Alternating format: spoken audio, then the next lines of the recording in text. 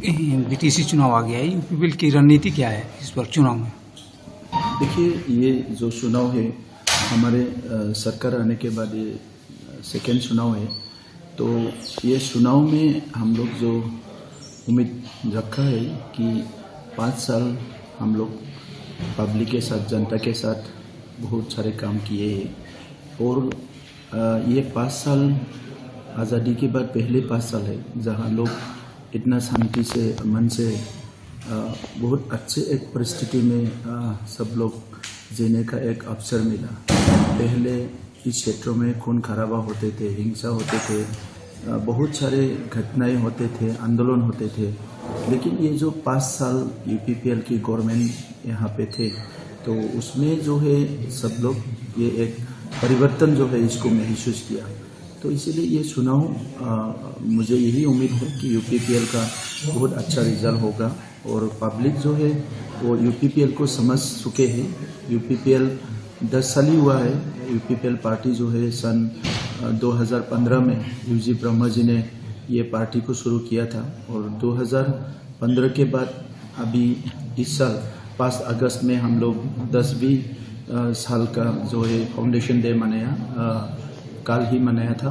तो अभी यहाँ पे हम लोग को जो देखने को मिल रहा है कि नेशनल पार्टी का यहाँ कैंपिंग हो रहा है, रीजनल पार्टी का कैंपिंग हो रहा है, लेकिन लोगों का जो मन है वो यूपीपीएल की तरफ है। और यूपीपीएल ही एक पार्टी है जो शांति का बात करता है। यूपीपीएल ही एक पार्टी है जो एकता का बात करते हैं। यूपीपीएल ही एक पार्टी है जो एक ट्रांसपेरेंट गवर्नेंस का बात करते हैं।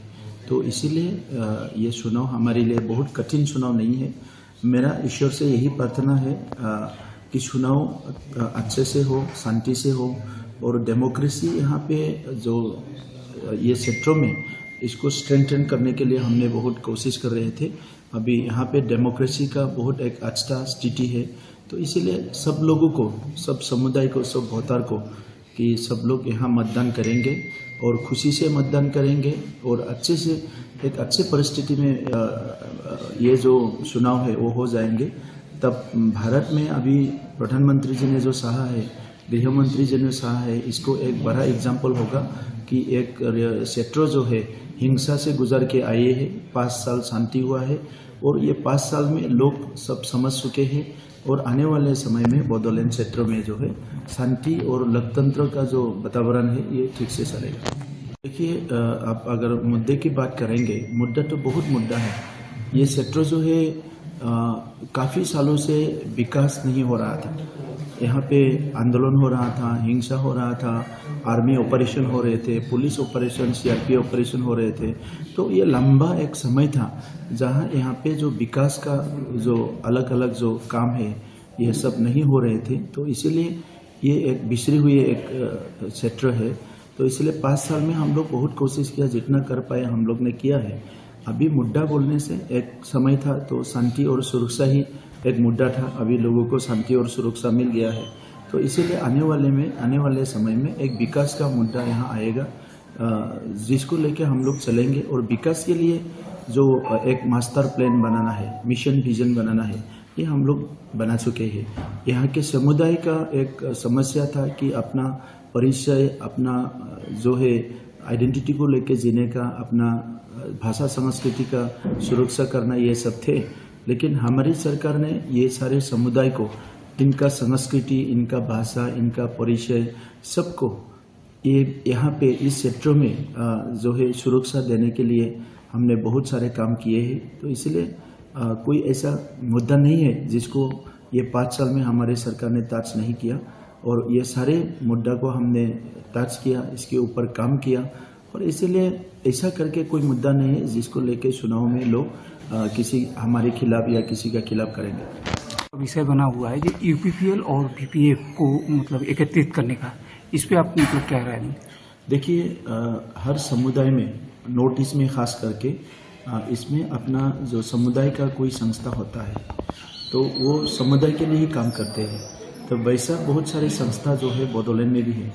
तो हमारे जो समुदाय की जो संस्था है, जो हमारा नेशनलिस्ट ऑर्गेनाइजेशन या सोशल ऑर्गेनाइजेशन जो भी बोले, ये सारा चाहते हैं कि हमारे जो लोग हैं वो एकत्रित हो लेकिन आप देखिए लोकतंत्र में क्या है, पार्टी अलग अलग होता है, सोर्स अलग अलग होता है, विचार अलग अलग होता है।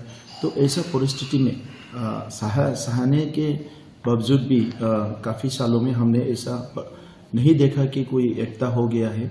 लेकिन हम भी उम्मीद रखते हैं अगर हम लोग जो रीजनल टीम है ये एकता हो सकता है तो अच्छा है, एकत्रीकरण हो सकता है तो अच्छा है। लेकिन मुझे नहीं देखा कि ऐसा हो सकता है।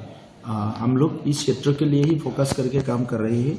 हमारा फोकस है यहाँ के 35 लाख जो समुदाय मतलब ये है पॉपुलेशन है, और जो 26 समुदाय है उसके लिए काम करना। सिख शिडिल जो है ये एक सिख शिडिल नहीं है, सिर्फ BTC पूर्वोत्तर में 10 सिख शिडिल है और 10 सिख शिडिल का कानून एक ही है। तो इसीलिए आप एक सिख शिडिल का बात करने से इसका कोई हाल नहीं निकलेगा। अगर कुछ करना है तो 10 सिख शिडिल का बात करना पड़ेगा। दूसरा जो है बेल एंड ब्लॉक जो यहाँ पे मुद्दा एक लाया है, ये ट्राइबल बेल एंड ब्लॉक जो है ट्राइबल का ज़मीन का सुरक्षा देने के लिए कानून लाए थे।